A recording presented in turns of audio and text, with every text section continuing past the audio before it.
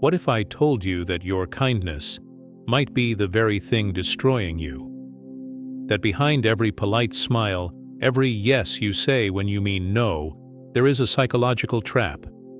One so deep and dangerous that even Carl Jung warned against it. This isn't just about being nice. This is about losing your soul. Carl Jung didn't despise kindness. He understood it better than most, but he also understood its shadow. And what he saw terrified him. In today's world, we're taught to be kind above all else, to put others first, to smile even when we're crumbling inside, to help even when it hurts. But Jung believed that unchecked kindness, especially the compulsive kind, is not a virtue. It is a mask, a disguise we wear to hide from the truth of who we really are. And over time, that mask doesn't just cover your face, it becomes it. So, what is this hidden cost of kindness?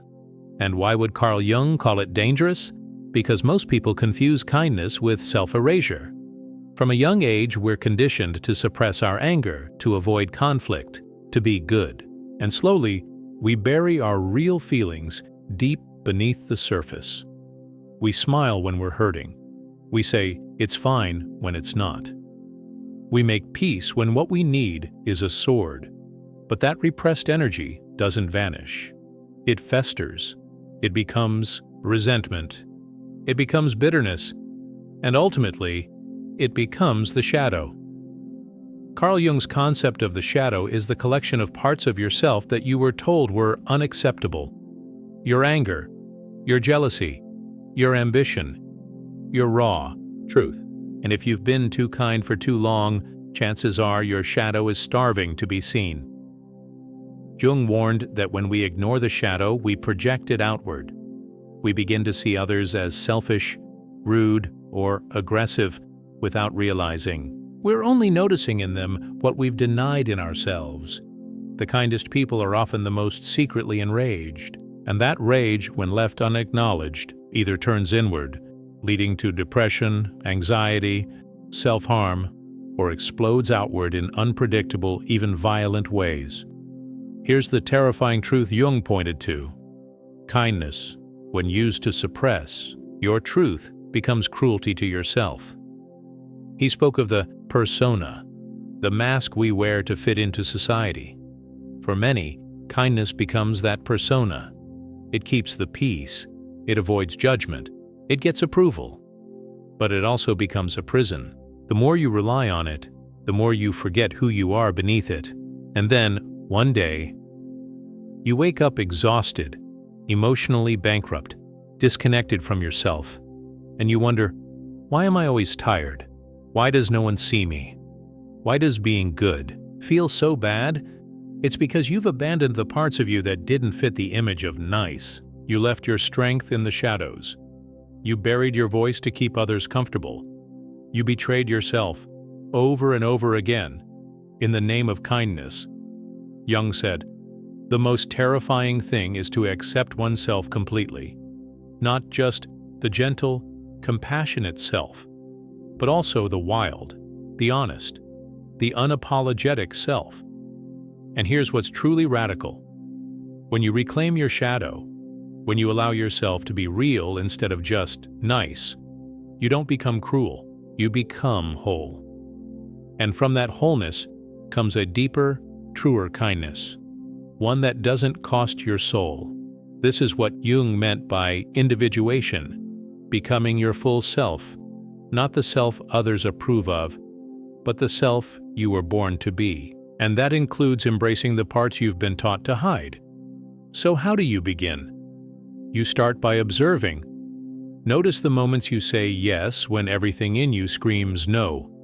Notice the tension in your body when you force a smile. Notice the fatigue that follows every moment you betray your truth. Then go deeper. Ask yourself, what am I afraid will happen if I stop being nice? If I speak my truth? If I disappoint someone? The answers will reveal the hidden fears that fuel your compulsive kindness. Fear of rejection, fear of being alone, fear of not being enough. And this is where the work begins, not in being less kind, but in being more honest, more grounded, more in alignment with your truth. Jung believed that only when we make the unconscious conscious can we truly be free. That includes our kindness. We must examine it, question it, and ask, is this kindness coming from love or fear? Because true kindness isn't self-abandonment. It doesn't ask you to bleed for others or shrink to make them feel tall. True kindness includes yourself. It honors your boundaries. It speaks the truth, even when it's uncomfortable. And when you begin to live from that place, when your kindness is rooted in authenticity, not obligation, you become powerful. You become magnetic.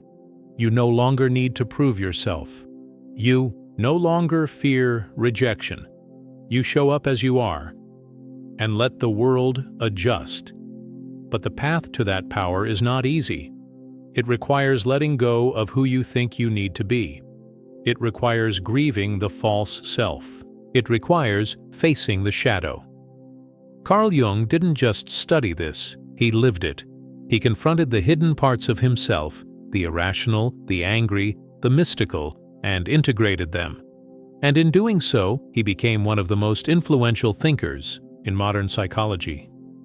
If he were here today, he might say this: beware of those who are always kind, for they may be at war with themselves.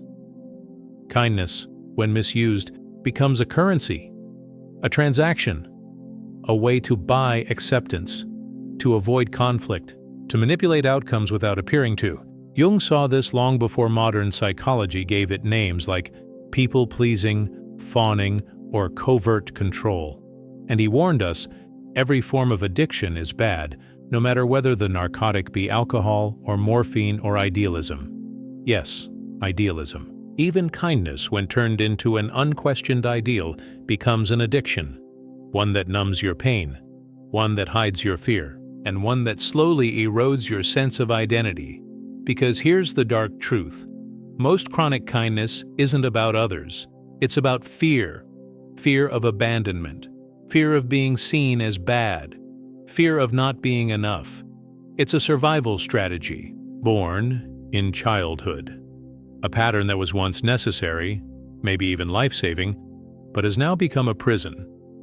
Were you ever told, be nice, don't make a scene, stop being difficult, when you were simply expressing pain or truth? Those moments taught you that kindness wasn't just a virtue, it was a requirement for love. So you began to bend, to shrink, to censor yourself. You started using kindness not as an expression of your soul, but as a shield to protect it. Jung observed that when the child is not allowed to express their full range of emotion, they split internally. The acceptable parts, quiet, agreeable, pleasant, form the persona. The rest, rage, grief, defiance, get pushed into the shadow. And from that day on, you live in a world divided. On the outside, polite, helpful, kind. On the inside, invisible, exhausted, quietly boiling. But the world doesn't just tolerate this kind of niceness, it rewards it. Promotions, praise, relationships, they all seem to hinge on how well you fit the image of a good person. The more you give, the more you're loved. The more you suppress, the more you're respected. But the cost? It's your authenticity, your truth, your voice. And Jung was relentless in pointing out that any love you have to earn by abandoning yourself isn't love at all. It's a performance. And performances, no matter how convincing, eventually collapse. Because here's the paradox. The more you use kindness to be liked, the less you're truly seen. People don't connect with your truth. They connect with your mask. And over time, that mask begins to suffocate you. Jung would say, you are what you do, not what you say you'll do. If your actions always bend toward pleasing others, despite what you believe or feel, your identity begins to warp. You lose track of your boundaries. You lose track of your desires. You become a stranger to yourself. And then one day, you wake up in a job you hate, in a relationship that drains you, surrounded by people who don't even know the real you, because you never showed them. All they know is your kindness, not your soul. And yet, inside you, something still burns. The shadow. That part of you that remembers, that part that's been screaming in silence, waiting for you to notice. It shows up as anxiety, as depression, as chronic fatigue. It shows up in the tightness in your chest when you agree to something you don't want. In the tension in your jaw after another fake smile. In the quiet resentment you feel every time you're praised for being so easygoing. Jung believed the only way to heal was to bring these unconscious patterns into consciousness, to see the truth behind your actions, not judge it, but witness it. He wasn't asking us to stop being kind. He was asking us to be real, to stop using kindness as a mask and start using truth as a guide. And that means learning to disappoint people. 2. Say no, to risk being misunderstood, to allow others to feel discomfort without rushing in to rescue them. Because here's the most dangerous truth of all. When your entire identity is built on being the nice one, you become easy to manipulate. People know you won't say no. They know you'll clean up the mess. They know you'll stay silent to keep the peace. And so, consciously or not, they use you, not always out of malice, but because you trained them to. But you don't have to live that way anymore. Carl Jung said, "In each of us, there is another whom we do not know." That unknown self, the one you keep locked in the basement of your psyche, isn't your enemy. It's your ally. It's the part of you that knows when to walk away, that doesn't beg for love, that doesn't apologize for existing. To reclaim your truth, you must meet that self. You must let them speak. And when you do, you'll feel terror at first, the fear of losing approval, the fear of being alone. But behind that fear is freedom, because you'll discover that the real you, the full you, is worthy of love. Not just the gentle, accommodating parts, but all of you. The raw, the honest, the angry, the brave. You'll stop trying to be liked and start being known. You'll stop performing and start living. And your kindness, it will no longer be a weapon against yourself. It will be an expression of love, not a cry for it. This is the path Jung invites us to walk, not away from kindness, but toward a kindness that begins within. Jung didn't just analyze the individual, he analyzed society, because he knew that what lives in our personal shadow is often a direct reflection of what society rejects. And when it comes to kindness, the world has created an invisible system, one that conditions us to behave, conform, and perform for approval. It starts early. Think back to your childhood classroom. The nice kids got gold stars, praise, attention. They were seen, rewarded, held up as examples. But what happened to the ones who questioned the rules, who spoke too loudly, who cried when they were frustrated, or refused to share when they didn't want to? They were labeled troublemaker, selfish, dramatic. And just like that, a silent contract was written. Be good or be invisible. So you adapted. You learned that being kind wasn't just about goodness, it was about survival. It was the way to stay safe, to stay included, to stay loved. But the system didn't stop at childhood. It followed you into adulthood, into workplaces where the employee who says yes the fastest is called a team player, no matter how burnt out they are. Into relationships where the one who gives the most is praised, even as they disappear into the needs of others. Jung saw how culture trains us to fragment ourselves, to hide our complexity so we can play a part. But here's what he warned. The more you deny your shadow, the more power it gains over you. That means the more you suppress your anger, your boundaries, your desires, the more they control your life from the unconscious. You smile while your body aches. You say yes while your stomach churns. You help others while you quietly abandon yourself. This is why kindness, in its distorted form, is dangerous. Not because kindness itself is bad, but because it becomes a leash. A leash that society wraps around your neck, slowly pulling you toward docility, toward silence, toward obedience. And when you try to break free, when you start to speak your truth, set boundaries, say no, the backlash is real. People get uncomfortable. They accuse you of being cold, selfish, ungrateful. Why? Because your truth threatens their comfort. Your boundaries expose their entitlement.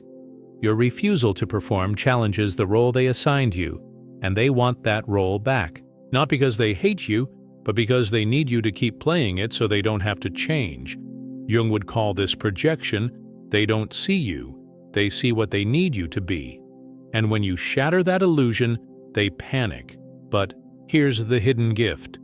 This is how you find out who's really for you. The people who only love you when you're agreeable? That's not love. The people who only praise you when you shrink? That's not respect. Real connection requires real presence, and that can only happen when you stop hiding. So how do you do it? How do you begin to live beyond the lie of kindness? Step 1 is awareness. You must catch the pattern in real time. Notice the moment you say yes out of guilt, not desire. Notice when you offer help to avoid being disliked. Notice when you keep the peace at the expense of your own. Don't judge it. Just witness it. Jung taught that until you make the unconscious conscious, it will direct your life and you will call it fate. But once you see the pattern, you reclaim the power to change it. Step 2 is small acts of rebellion. Say no when it feels wrong. Pause before committing. Allow someone to be disappointed and realize the world doesn't end. This will feel like death at first. The death of who you thought you had to be. But in that death, something new is born. The true self. And this self isn't unkind. It's clear. It's not selfish. It's sovereign. It doesn't seek approval. It speaks truth. You begin to walk through the world with a quiet power, not because you're louder, but because you're whole. People sense it. Some are drawn to it. Others are repelled. But none can ignore it. Because authenticity radiates in a way performance never could. Carl Jung's work wasn't just about healing, it was about awakening, about daring to ask the hardest questions. Who am I when I stop pleasing? Who am I when I'm no longer afraid to be disliked? And here's what's wild. You don't lose kindness when you step into your truth. You reclaim it, because now your kindness is no longer a transaction. It's no longer a disguise.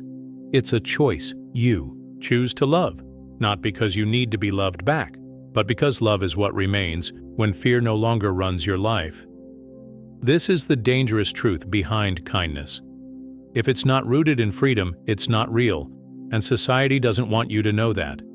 It wants you agreeable, predictable, silent. But Jung's message is louder than ever. Your wholeness matters more than your likability. So take the risk. Be kind when it's true. Be firm when it's not.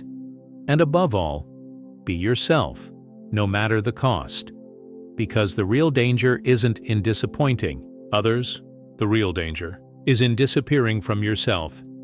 In Part 4, we'll go even deeper into the spiritual implications of reclaiming your truth and how kindness without boundaries leads not to sainthood, but to spiritual burnout. Are you ready to hear what most spiritual teachers won't say? Jung once said, people will do anything, no matter how absurd, to avoid facing their own soul. And that's exactly what compulsive kindness often becomes, an escape from the self. It looks noble on the surface. You're helping, serving, sacrificing. Everyone says you're so good. But deep down, if you really pause and sit with yourself, you'll find something far more painful under the surface: exhaustion, resentment, emptiness. Because here's the spiritual trap most won't speak about, especially in self-help and religious circles. If your kindness comes from a place of fear, it's not kindness. It's self-erasure. This is the cost that nobody talks about. When you become addicted to being the nice one, you begin to equate your value with how much of yourself you can give away. You start feeling responsible for other people's comfort, emotions, and reactions. You shrink so they can feel tall. You silence your needs so they never have to confront theirs.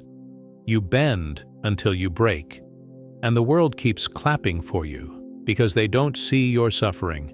They only see your performance, but your soul sees. It always sees. It knows that kindness without boundaries is not a virtue. It's a form of unconscious self-betrayal. And Jung would tell you, every time you betray yourself to please others, a crack forms in your spirit. Not immediately, not loudly, but slowly, subtly. And one day, you wake up and don't recognize the face in the mirror. That is the spiritual cost of chronic kindness. You lose access to your own identity. You become what the world needs, instead of what your soul came here to be. But here's what Jung discovered through thousands of dreams, patience, and reflections. The psyche is not built to tolerate repression forever. The soul demands integration. What you push down will rise back up through depression, anxiety, chronic fatigue, emotional breakdowns. These are not failures. They are signals. They are your unconscious screaming. You have abandoned yourself for too long. Come home. And the first step home is radical honesty. Ask yourself, who would I be if I stopped pretending to be the good one? Really? Sit with that question.